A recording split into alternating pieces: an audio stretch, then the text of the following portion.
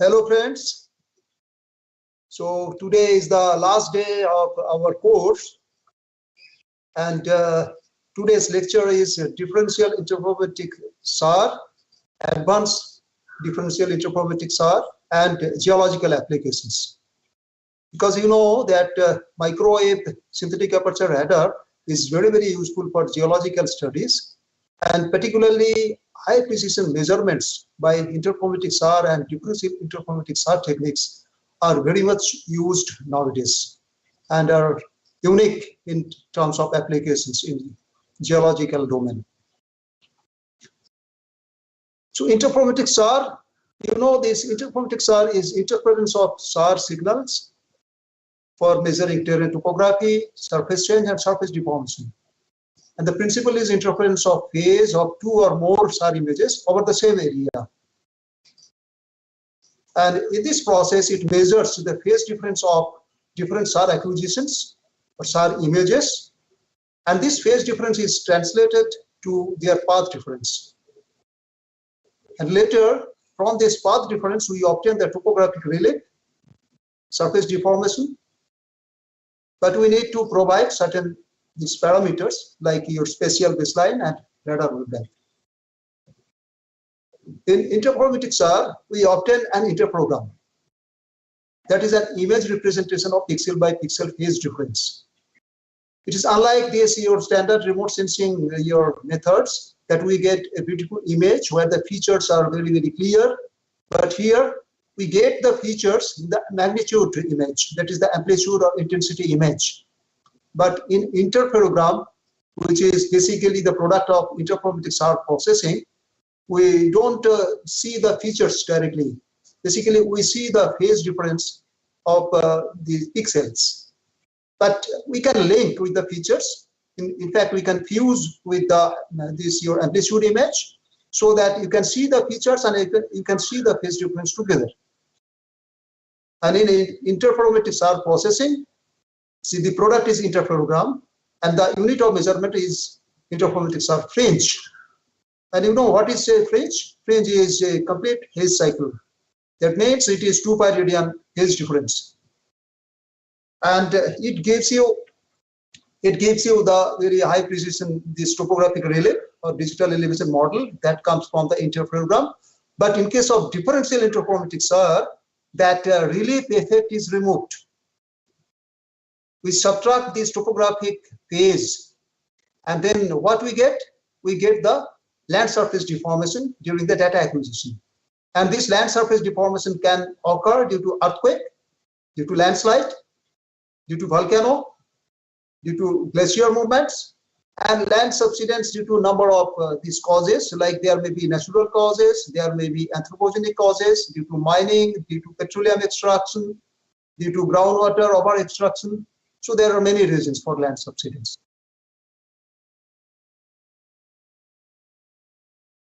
Land cover mapping, environmental monitoring, and coastal dynamics, like this, your applications can be done with the interferometric SAR coherence image. That is basically the correlation coefficient between two SAR images in complex domain.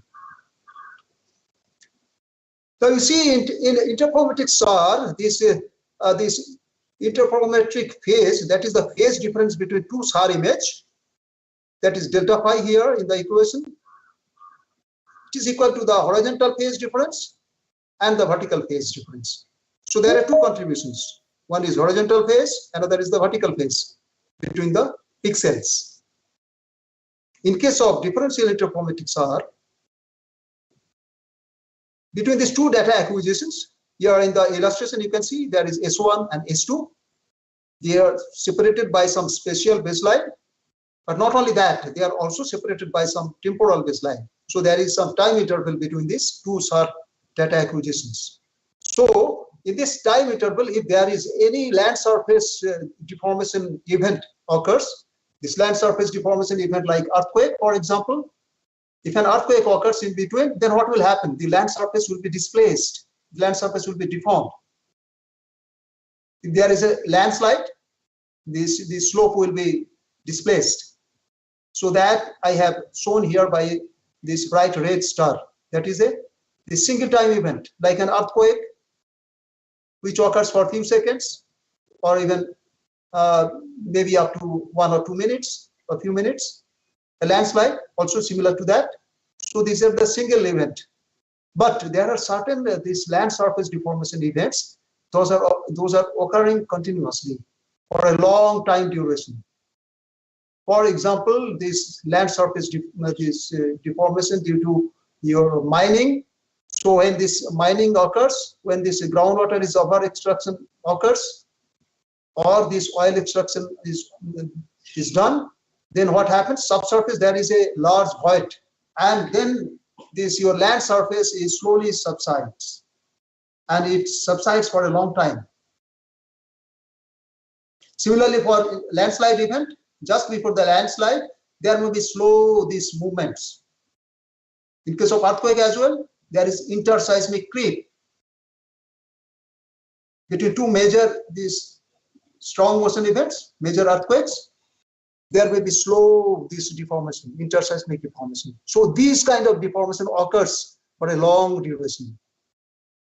Okay, so this time interval should be sufficient so that this deformation of the land surface is good enough, which can be detected this over the background. That is what I have shown by these pink stars.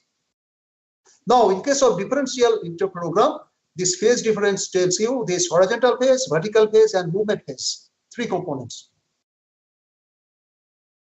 So it is one more component is more here, that is the movement phase. In interferometric SAR, we need to remove the horizontal phase. How? We remove it using their baseline, using the orbit data of the 2 satellite images.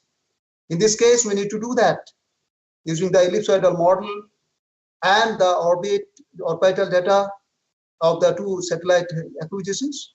Okay, but in addition to that, we need to remove the vertical this phase as well. So we need to remove horizontal phase, we need to remove vertical phase. Then only what remains, this major phase component is the movement phase. And this, after separating from these other components, that gives us the land surface deformation. This is how differential interferometric SAR works. But you know, in interferometry as well as in differential interferometry, there are other phase components as well, but they are small. But for high precision measurement, sometimes this is also important, like your atmospheric phase. There may be some phase noise due to the spatial decorrelation, due to temporal decorrelation. So those components also one need to take care. There are some phase error due to the DEM or the topographic phase error may be there in case of differential interferometric SAR. That has to be taken care. Now you see here, in case of differential interferometric SAR, we need to separate the movement phase. So how we do that? From any 2 images, we get one raw interferometric SAR phase. Now we eliminate the orbital phase, that is the horizontal phase component, and we remove the vertical phase, that is the topographic phase component. So these two, after these 2 components are removed, then we get the differential phase. And this differential phase, sometimes it gives you very meaningful information about the land surface deformation. Sometimes it may be noisy as well. There may be atmospheric artifacts. So those things we need to take care. And we need to select the proper data pairs or stack of data. Now from this differential phase, you see, we can detect and measure land surface deformation at a very high precision. This precision we'll discuss separately, but this is the precision is at the scale of lambda by 2. Okay, so at the scale of basically the wavelength of the radar. And you know the wavelength is centimeters. So you get sub-centimeter level precision in differential interferometric SAR. Now we need to separate this your deformation phase, that means the differential phase. How you do that? There are 2 methods broadly. First method is 3-pass interferometry, or sometimes 4-pass interferometry. In this case, we make a difference of 2 interferograms. And this, out of this, 1 interferogram is generated before this event. For example, there is an earthquake. So just before the earthquake, we take 1 pair of SAR data, and from that we generate 1 interferogram. So in this interferogram, because there is no movement is involved.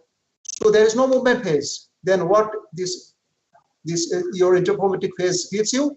It gives you horizontal phase and the vertical phase. That is the interferogram before the event. And we need to take two data, one data before the event and one data after the event. And from these two data, we need to generate another interferogram. Now we have two interferograms. One interferogram is before the event and one interferogram before and after the event's data. Now from the later one, that is the interferogram which is generated using the data before and after, if you subtract the interferogram just before the event, then what will happen? In both the interferogram, you have horizontal and vertical phase components. So these horizontal and vertical phase components will be removed and you will have only the movement phase. But in this case, you need to have at least 3 to 4 images. And sometimes getting these 3 to 4 images were not feasible because of your correlation coefficient. Although nowadays there are a lot of data available and this temporal baselines is quite close, regular data acquisition is taking place. So this feasibility is much improved, much more improved now. But even then there is one more method where it is much easier, and this method is popularly used globally, that is 2-pass interferometry. Here we use 2 images only, one is before the event, another is after the event. But at the same time we need to use one external DM. That DM can be generated from any kind of data sources. It can be optical stereo data, it can be radar-grammetric data, it can be anything. So basically you need a digital elevation model of reasonably good quality. You don't need this centimeter level precision. Metric level precision, metric level accuracy of the DM is good enough. Why? Because there is the baseline sensitivity of this relief effect. So if the data pair has a very, very large baseline, then only you need very high precision. If the baseline is very, very small, the DM can be okay, maybe even up to 10 meters accuracy is good enough. So few meters, this vertical accuracy is good enough for the DM or 2-pass interferometry.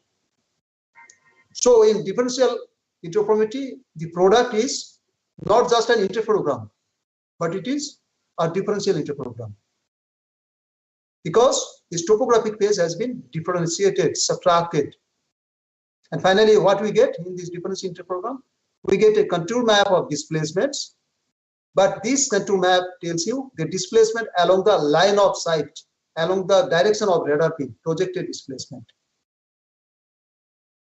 And in interferometric SAR, what you got? You got this topographic height. From one fringe, you are getting some topographic elevation difference. But in this case, in differential interferogram, one fringe means 2 pi radian phase difference or 360-degree phase difference. It gives you lambda by 2 displacement along the line of sight. So basically lambda by 2 means if it is a C band, then it is 2.8 centimeter because C band wavelength is 5.6 centimeter. So lambda by 2 is 2.8 centimeter displacement you get if you have one fringe or one phase cycle. So precision becomes centimeter to sub-centimeter. In case of X band, wavelength is 3 centimeter. In case of S band, it is 10 centimeter. L band, it is 23 centimeter. Accordingly, your precision of the differential interferogram will vary. Now see how mathematically we do that. In case of interferometric SAR, what is our interest? Our interest is to retrieve the height of each and every pixel. Let us say here is the target P, and you have to have 2 images that we already discussed with you. So this is 2 images are acquired, let us say from satellite 1, S1 position and S2 position. There may be 2 different satellites can acquire 2 data, or same satellite in a repeat pass, they can also acquire 2 data. Sometimes in case of spacecraft like SRTM, these 2 data can be acquired from the same spacecraft. One receiving antenna is here, another receiving antenna is here. So this is the baseline between these 2 data two images. This is the range of the master image, and this is the range of the repeat image. What you want this, what is the height of this target P, and height with respect to the ellipsoidal model what we use. But from the orbitography, you have the height information about the satellite. You have the height of the satellite from the orbitography. So you have H value for each and every point. H means height of the satellite from the ellipsoidal plane or the ellipsoidal data. So Zy is how much? This is simple trigonometry, no? H minus rho cos theta. This is the rho. This is the theta is the look angle. Look angle is the angle of the radar beam with the perpendicular. So H minus this, that means S1G gives you this Zy. H minus rho cos theta. So what you need? You need the value of the rho range of the master image, because all other things are available to you. You have available this H value, you have the look angle. Now how we get this rho or range? For that we adopt this cosine law of this triangle, and this is the basic geometry of SAR interferometry. You know, this is the value look angle theta, this is the baseline angle alpha. So this angle we can get 90 degree minus theta plus alpha. Now you adopt this cosine law. Cos of this is b square plus rho square. This is two adjacent sides minus opposite side square divided by 2 into 2 adjacent sides, b into rho. Now you have to use this relationship or correspondence between the delta pi and the delta rho, that is the phase difference and path difference. How much phase difference is responsible, how much path difference? Because here this term path difference comes. Here this is rho, it is rho plus del rho. So using this relationship, you can get this del rho value. And finally, you will get the rho value. Okay. So using this value of the rho, you apply here. From the cosine law, you are getting the value of the rho. That is the range of the master image. Now in this first equation, you use this value of rho. So H minus rho cos theta, you are getting the height of the target. This is how we get the height of the target over each and every pixel in interferometric SAR. And all the processing what I have discussed in the previous class, you have to do for getting this your path difference. And then finally we have to apply here. Now in case of differential interferometric SAR, you see here, I have shown you is a 3-pass differential interferometric SAR. 3-pass means there are two satellite or two antenna positions, A1, A2, before the event. So from that you can generate one interprogram, and another two, A1, A2 dash, one before and one after the event. In between A1 and A2 dash, they are not only separated by spatial baseline, also separated by time. And during this time, this land surface has been moved. Now, one interprogram before and one interprogram before and after, you have the phase difference for both. Now, if you do this phase difference for this pair minus phase difference from this pair, okay, then you can nullify this horizontal and vertical phase effect. And that is what we are doing here mathematically. This delta pi 1, 2 and delta pi 1, 3.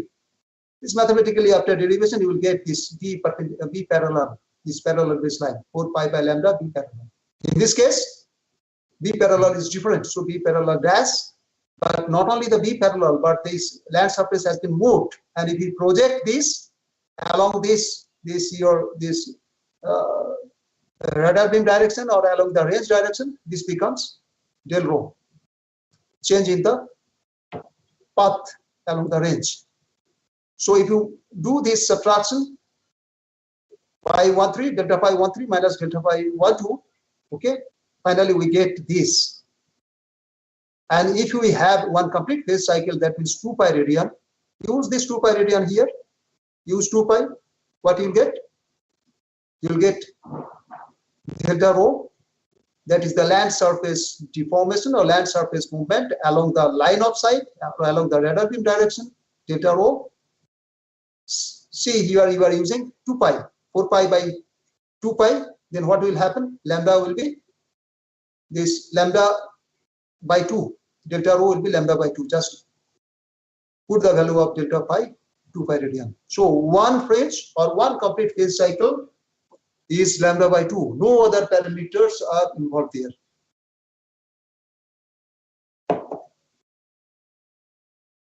Now this is the processing chain, and in this processing chain we are discussing 2-pass interferometry, not 3-pass. So we have one master image before the event, one slave image after the event. We do co-registration very precisely. Sub-pixel level co-registration is required, at least 1/10 of a pixel, and for that very specialized this technique has to be adopted. And then by Hermitian product of these two, we get this raw interferogram. Raw interferogram, that is the phase, it consists of the horizontal phase, vertical phase, and the movement phase. Now on the other side, you see what we do. We have the orbits of the two satellite images, and we are using one external DTM, digital terrain model. Now using these orbits and using this DTM and ellipsoidal model, what we are using, we will get a simulated interferogram. That is the phase difference which is simulated. And in this case, while you are simulating, you are not taking into account the land surface movement. But here there is a movement has taken place actually between master image and slave image. But here you have orbits and you have DTM. And these orbits and DTM, you are simulating the phase difference, and this phase difference gives you only horizontal and vertical phase. So if you subtract this simulated this phase difference from this raw phase difference, we'll get this only the movement phase. So movement phase will be separated, and we'll get an image product that is the differential interferogram. But here this phase difference is wrapped. As a cycle of 2 pi radian, it is getting wrapped. So we need to unwrap this phase. So we get this unwrapped, this total phase difference for each and every pixels. After this phase unwrapping is done, then from phase to this displacement conversion we do. And after that, geocoding of this displacement map is done. And finally, the product is displacement map in DTM geometry.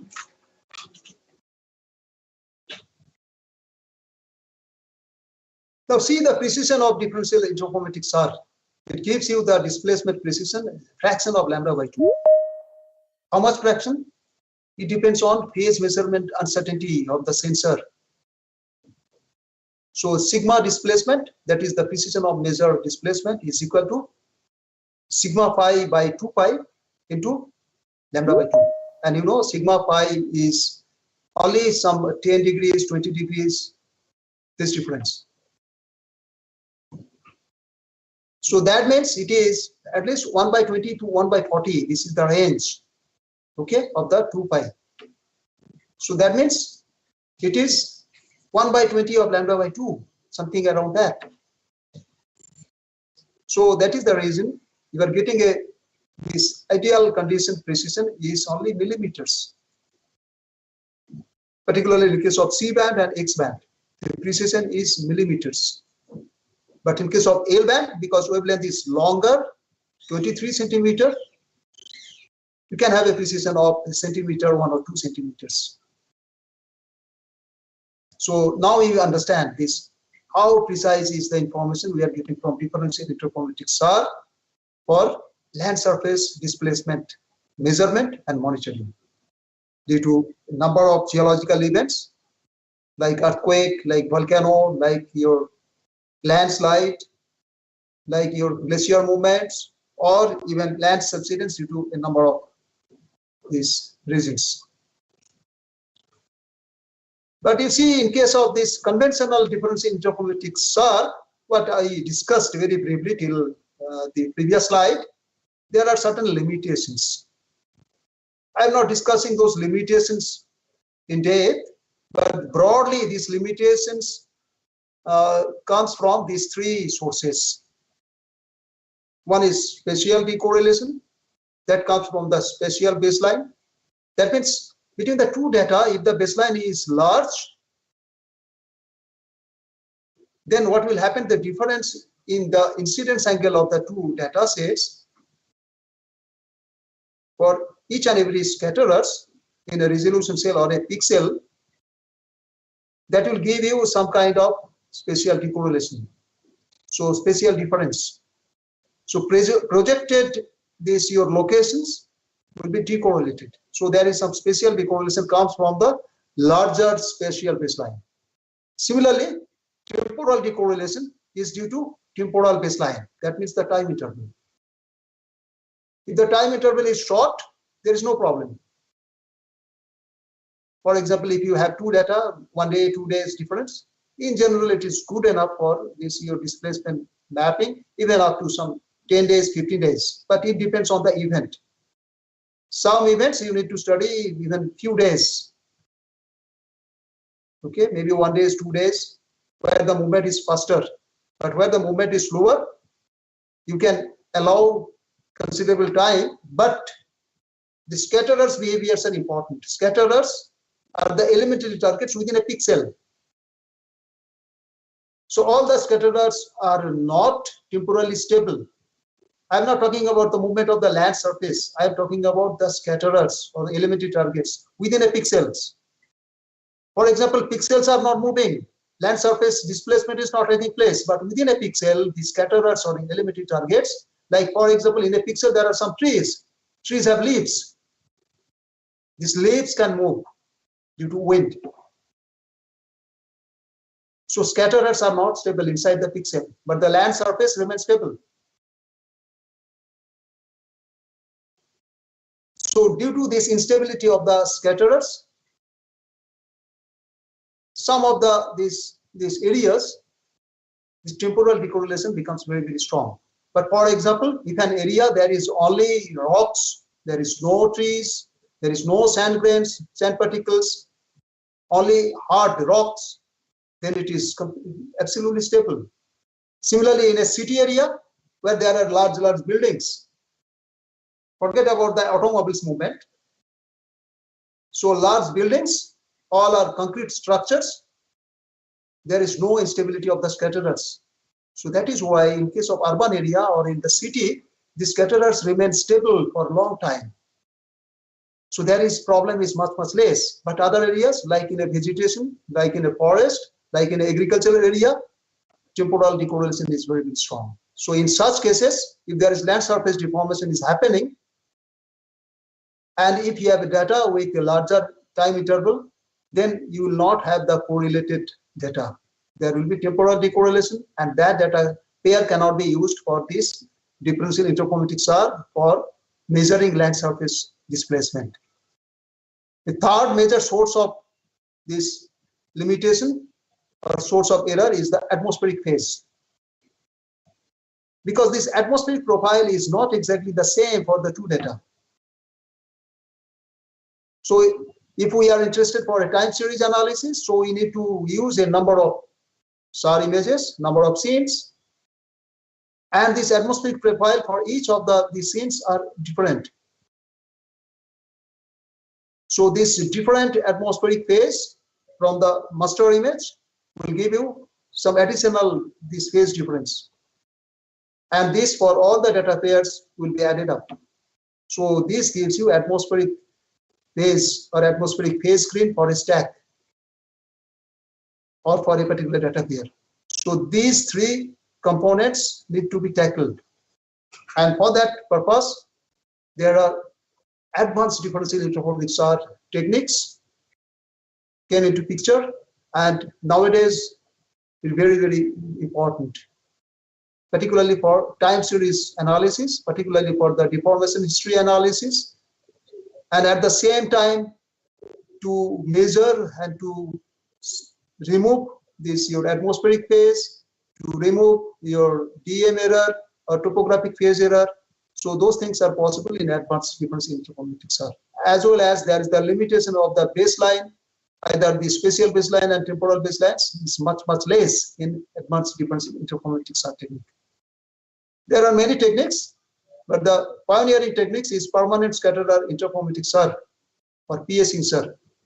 But it is copyrighted, so we call it now persistent scattered interferometric SAR. Same PS-INSAR. This permanent scattered interferometric SAR was first proposed by Ferretti et al. In 1999 from this Politecnico Italiano, something like this. Now there is another technique, is small baseline subset INSAR or SBAS by Bararino et al. In 2002. Then there is CPT or coherent pixel technique INSAR. Then there is Quasar, and then your TCP INSAR or temporally coherent point INSAR in 2011. Then there is this technique called Caesar or component extraction and selection SAR by Fornero et al. And phase decomposition based PS-INSAR is one more method is there, and there are many more methods which is a little different from the existing methods. So basically these are the derivatives of these basic methods: permanent scatterer or PS-INSAR and SBAS or small baseline subset INSAR. In case of PS-INSAR, we rely on the individual scatterers, particularly the pixels with strong scatterers. Those have stable amplitude and coherent phase during the entire observation period. They are considered as the permanent scatterers, persistent scatterers. Why? They are persistent in terms of amplitude and phase during the entire observation period. But many other areas, many other pixels are not. That may be in the vegetation, in the forest, are not very stable temporally. But the pixels with the scatterers or elementary targets, those are stable, like the buildings, like the rocks, outcrops, okay, like the bridges, okay. So these serve as the permanent scatterer or persistent scatterer. So this PS-INSAR is a potential method for time series analysis. And the beauty is it is independent from the surrounding incoherent pixels. You are only looking for this particular pixel which is this temporarily persistent in terms of amplitude and coherence. But outside this is not important. But the number of such pixels should be substantial so that we can get especially these dense measurements. Otherwise, the isolated pixel measurement will not give you much value, because it will be then similar to these other kind of geodetic techniques like your GPS or like your labeling, where only point-based measurements you get.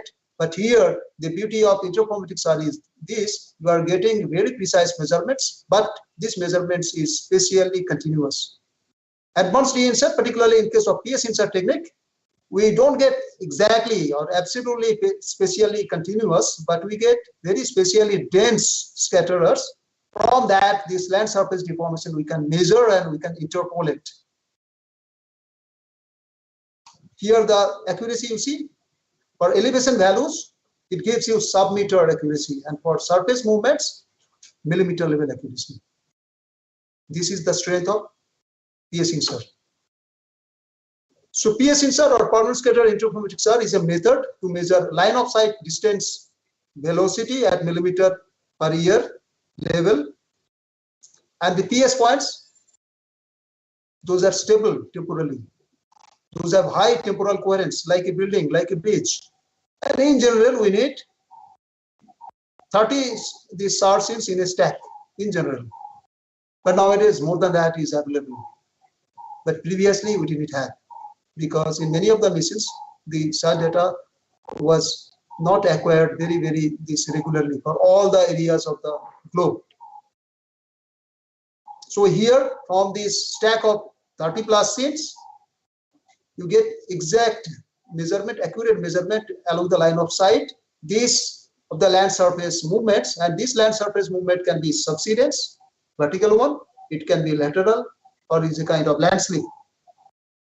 Like in case of earthquake, it can be strike slip movements that will give you lateral movements. So PS points are detected as the stable coherent points in the stack. So you need at least 30 plus these scenes. So in this process, first thing is we first model this atmospheric phase screen and then remove it, because atmospheric phase has a very characteristic property. It is spatially discontinuous, but it is temporally it is very random. And then we also get this DM error, the external DM what we supply, what is the extent of error for each data pair for that particular scatterer, that also we can measure, considering the spatial baseline relationship of all the data pairs. And finally, we get the deformation history or historical movements. So if all the parameters are estimated at the optimum level, then this model error will be minimized, and this accuracy or this land surface deformation will be very high. Now, in case of SBAS, that is small baseline subset, in this case, basically we rely on the interferograms, not the scatterers or the pixels. But here these interferograms are selected in a very intelligently. There are two criteria were used. One is we ensure that small subsets of the total stack, we do not process the entire stack together. We subset and then we integrate. So how we subset this stack? This one basis is this: for all the interferometric pairs, the spatial baseline should be small. Another basis is all the pairs, this temporal baseline should be small. In both the cases, it should be small.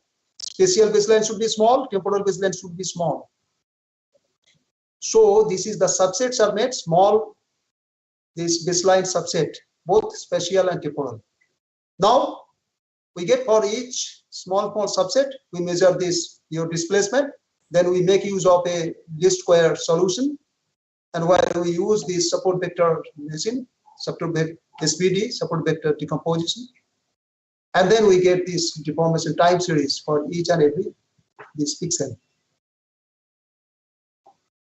And then there is this another very important this advanced de-insert technique is known as squeezer, which is again developed by this Ferretti group. This is second generation PS insert, that is the reason it is also known as. Here the difference is it is not only taking into account these permanent scatterers or persistent scatterers, but also it takes into account these distributed scatterers.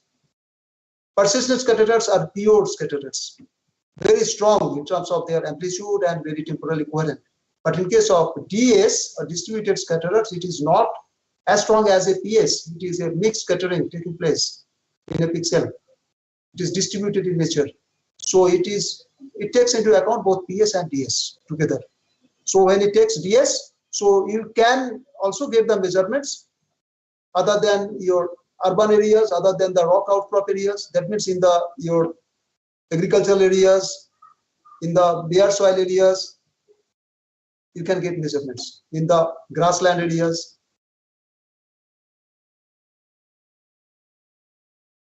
high spatial density of the ground points where we get this land surface deformation measurements. And this accuracy is millimetric for ground displacement values, and time series standard deviation is very reduced. Now we are coming to the applications of de-insert and advanced de-insert together. We will demonstrate both kinds of applications using both the differential interferometric SAR, that is conventional de-insert, and advanced de-insert. So essentially what we do, mapping of the ground movements due to events like earthquakes, as well as interseismic movements, landslides, as well as pre-landslide creep and subsidence, volcano, slow upwarping of the volcano, and after the volcanic eruption, the subsidence of the terrain, because the magma inside the earth, it is coming out, it is erupted, so there is a big void developed, and so the land can be subside slowly. And there is the glacier dynamics, glacier movements, land subsidence due to natural cause like dissolution of rocks and minerals like limestone, like gypsite. Then mineral mining, for example, coal mining, where underground mining is very, very important. Then oil extraction, oil and gas, petroleum extraction, and groundwater over extraction, groundwater overdraft. So these are some of the important causes of land subsidence. You see, this is the pioneering differential interprogram. This is the first differential interprogram this world could see. For the first time, the land surface deformation from space. And it was published in Nature in 1993 by this French Space Agency group, Masson et al. Landers earthquake on 28 June 1992. You see here the difference interprograms. This is the first difference interprograms. See, these are the each phase cycle, rainbow color cycle represents 2 pi radian phase difference. One complete phase cycle. What does that mean? It means lambda by 2 displacement along the line of sight, 28 millimeter in case of C-band, because this is 1993, that time only C-band data was available, that too from IIRS 1. And you see here this fringe pattern, it is directed towards this, and here the fringe pattern directed towards this right, down, it is left, up. So what kind of movements you can see? These are all are movements, and lateral movements is dominant. So there is a strike slip movements. This side is going up, this side is coming down. Not in terms of vertical, in terms of horizontal, I'm saying it is going north or northwest, and it is coming down to southeast. And here there is a decorrelation. This is the odd plane, which is shown by the white, because here is no this coherent phase difference. And this is the modeled one. Now see,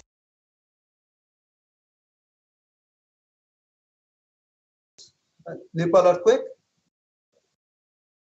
You know, there was a 7.8 magnitude earthquake occurred. That is 80 kilometers northwest of Kathmandu. This is your area is Gorkha on 25th April of 2015. And there are a lot of aftershocks, and many of them are above 6 magnitude. This is moment measure magnitude. And one of these aftershock even 7.3. And this aftershock occurred 70 kilometers northeast of Kathmandu. And this is 140 kilometers from the main shock. This here, this main shock, Kathmandu is somewhere here. So this is 80 kilometers, this is 70 kilometers, and this one is 140 kilometers. This is very close to the village. This is this image, satellite image of this area, main shock and this aftershock. And there are many aftershocks you can see here. And this is the distribution of the aftershocks for just after the earthquake, first 2-3 months. We have plotted of the aftershocks. And see, this is this differential interprogram what we have generated from cancer interferometry. We also generated from other kind of data, like we generated from Sentinel-1, we generated from RadarSat, extended wideband. This you see, this is from ALOS2, this is your cancer data. And here you see, this is the fringe pattern. It is Kathmandu. Here this is showing, this is the uplift. And you know how much uplift? 165 centimeter uplift here in this maximum is somewhere here. And this area there is subsidence. And maximum subsidence is here, and this is 60 centimeters. But these values are not ground-based values. These are all line of sight along the radar beam direction projected displacement values. And this, what you see is significantly smaller area affected as shown by these fringes or the differential interferogram. This is 1 and this is 1. This is by the major aftershock of 7.3 magnitude. The 7.8, the larger area affected, larger area was displaced. Here, this much area is displaced up to that level of centimeters, few centimeters displacement. But there is displacement even beyond, but that displacement is much, much less. Here there is uplift and here there is subsidence. Here you know how much is the maximum uplift? This is 65 centimeter and here the subsidence is 35 centimeter. But these values are all line of sight values projected along the radar beam direction. Now see, in case of volcanic these applications, so here it is a beautiful example shown by the pioneering researchers in 2000, Galapagos volcano. A number of volcanic cones you can see here. Why this slide I like the most? Because you see the fringe density is different for all the volcanic cones. Here almost there is no fringe. Here there are some fringes, but this differential interferogram is a stacked interferogram. It's not just one pair, but a number of pairs are stacked together. Here you see in this particular volcanic cone there is uplift of 22 centimeter. Here, because number of fringes are more, you see it is more than 90 centimeter uplift. And for this volcanic cone, 240 centimeter uplift is happening. And here there is no uplift but subsidence. So here eruption took place earlier. Here it is subsiding now. And here you see this is also there 90 centimeter uplift and shallow intrusion is reported here. So out of these all these volcanic cones, see here this displacement rate is very, very high. So what we can one that in this particular volcanic cone, this year volcanic eruption will take place very, very near this year time.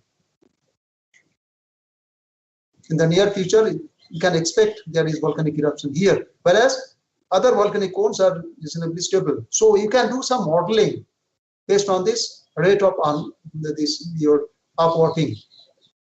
So that is the interest, not just studying the volcanic movements when the eruption is taking place. That is also not feasible always, because first movement cannot be measured always, because there is some between the two pixels, if your deformation is more than lambda by 2, then there is a decorrelation problem. I'm not going to that details, but at this moment, what is important to us, if we can measure this before the event, that is more useful. So that we can model it and we can make this early warning system that when this volcanic eruption is going to take place. Similarly for landslide, we can do. So this is an example of landslide. Again, it is a very, very pioneering research. So you see here, this slope failure has taken place. This slope failure was measured by different temporal baseline data pairs, starting from 3 days, then 6 days, then 9 days, 9 days, 12 days, and 15 days. And you see here the fringes are very less. Here it is more. Here it is the maximum. But here time is maximum 15 days, but there is temporal decorrelation. But the movement is large, which we cannot measure because there are a lot of decorrelation. So not only the movements of this landslide, but also we can give you your displacement vectors, where displacement is more and where displacement is less. Like here displacement is more, here it is more. So here the maximum displacement is taking place. This is the axis of this surface movement due to this landslide. But what is important is the slow movements, slow creeping subsidence before the landslide. And using that, we can make early warning system. Similarly, this kind of studies we have done here at IIRS. Okay, so for your landslide movements in this Himalaya, particularly in the Garhwal Himalaya, you can see this is very old study, and you see these are the two areas where there are consistently landslide take place. And we have seen this landslide scar also very prominently, and you see in the interprogram of this 1998, these movements are very, very prominent. So these phase cycles are the lambda by 2. This phase cycle is lambda by 2 displacement. Similarly, we have also studied this your Terry Dam area. It's a reservoir induced land surface deformation, and you see these are these interprograms surrounding this Terry Dam, and this was validated with this your campaign mode GNSS, this your based your displacements, because we have a number of monuments placed all around this your Terry Dam. Similarly, we have studied by advanced differential interferometric SAR of this Nainital Lake. It is a natural lake.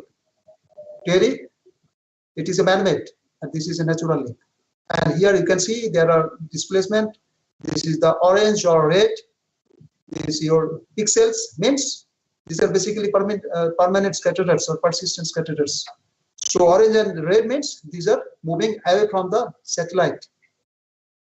So it is moving towards this, away from the satellite, and somewhere it is towards the satellite. It is not that one is subsidence, one is uplift, but movement with respect to the satellite positioning. It depends on what is this angular relationship of the topographic slope, in which direction this movement is taking place. But here there is movement here, there is movement here. This is Naini Temple, and here the movement is in the opposite direction, closer to the sensor. So this tells you the direction of movements. Similarly, for glacier movements also, we have number of these studies, and this is the pioneering study by Goldstein from IIRS 1 data, and this is basically the glacier from the Antarctica. This is basically ice movements, and you see these very beautiful these ice movements you can see. And where the movement is more, here movement is more because this number of fringes are more, or fringe density is more. Here you can see movement is very, very high, whereas here the movements are not seen. Why? Because there is temporal deformation. Ice got melted here, and when it is melted, water does not have any temporal coherence or data pairs. So that causes the problem for differential interferometric SAR measurements. Now for land subsidence, their impacts are many. The collapse of land surface, now you see this roof collapse due to underground mining. This is in Indian coal mines only, Geological. Here see, here the smoke you can see. This is subsurface coal fire causing this your roof collapse or this subsidence. Here this road you see the completely damaged because of this subsidence, and the slope you see how it is, these big cracks developed. These all are Indian samples, and these are some are from Indonesia, some are from Iran, some are from other countries, international samples. See, this is from this Bandung city.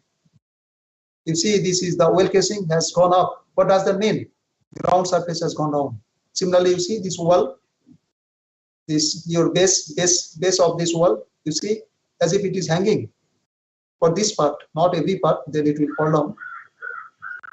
Similarly, this road, you see the crack. Here you see the oil casing. Oil casing has gone so much up. Is it going up? No, land is going down. Initially, the land was here. Now the land has gone down this much. Similarly, you can see these white cracks. You see how the building tilting is taking place. And here also the subsidence. Okay. This differential subsidence causes this building tilting. See, this is this Indonesian study that we did along with Indonesian group, Bandung Institute of Technology. So we have used differential interferometric SAR, GPS, as well as aquifer compaction measurements we did here, and we identified 3 patches of subsidence. We used C-band, IIRS, NBSAT, then your L-band like JIRS, and this your ALOS, this satellite data. And 3 areas we identified subsidence taking place. And why subsidence? It's not due to volcanic movements, because here there are a lot of volcanic cones are there, but here the materials are lacustrine and volcanic plastic. So volcanic material as well, but mostly lake deposits. And groundwater is very good, but groundwater pumping is even better. Means there is a lot of over extraction is taking place. And this over extraction is maximum.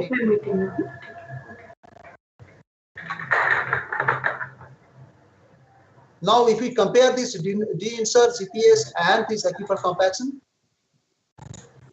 see, they are very much agreeable. This good agreement we can see.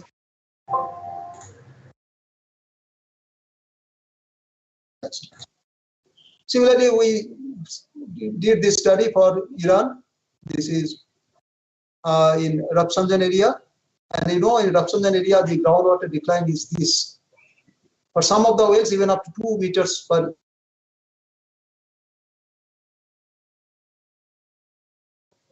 Because here rainfall is very, very low.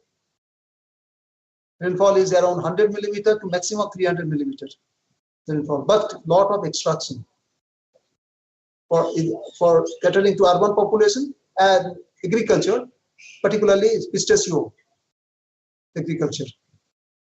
And for that, there are lot of ground extraction is taking place, and that causes this the land surface deformation. And you see, this is the example what I have basically picked up from here. How much oil casing has gone up, this crack you can see here. Similarly, in the northwest India, in many parts of India that we studied in very your early time, like 2000, this early 2000, we studied in Kolkata city, and we identified there are some areas of subsidence, but this subsidence was very, very slow. But in the northwest India, groundwater pumping is excessive.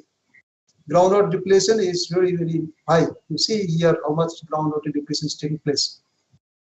Even up to 3.74 meter in some of the areas, groundwater depletion. This is pre-monsoon versus pre-monsoon, and this is post-monsoon versus post-monsoon. Groundwater level data used from Central Groundwater Board. And this is the interprogram used with your amplitude image, and you can see here very nicely in the Mohali area is subsiding a lot. Similarly, these are new areas like Khadar, like Manur, like Derabassi. Chandigarh is also subsiding.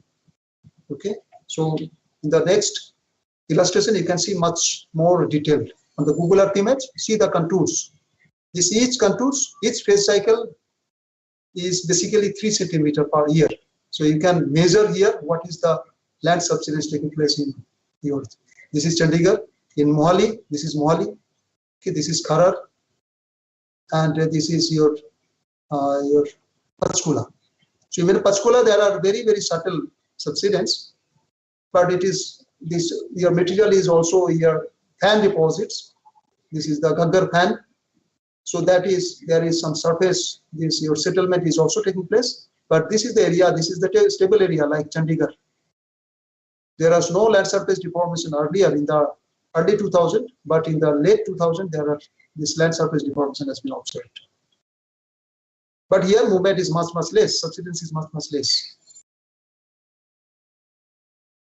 You see here in the advanced de-insert, by PS insert, we have shown you how this land surface movement is taking place in different places like Mohali, like Kharar, like your Chandigarh area, and this is Ambala city, also subsiding. And this time series deformation is how it is happening. In time series, you can measure both your linear deformation. In general, linear deformation is studied by these techniques, but there is a scope of studying this non-linear deformation as well. Similarly, for coal mining area, due to underground coal mining or subsurface coal fire, there are a lot of subsidence taking place. Here in these are the coal fields in India. These are Gondwana coal fields. Okay, there are 54 plus Gondwana coal fields are there in India. And Jharia coal field we have studied here. This is by C band, this is by L band, and we have identified this is the areas those are subsiding. And these are the different rates of subsidence taking place. So with this, I conclude today's lecture.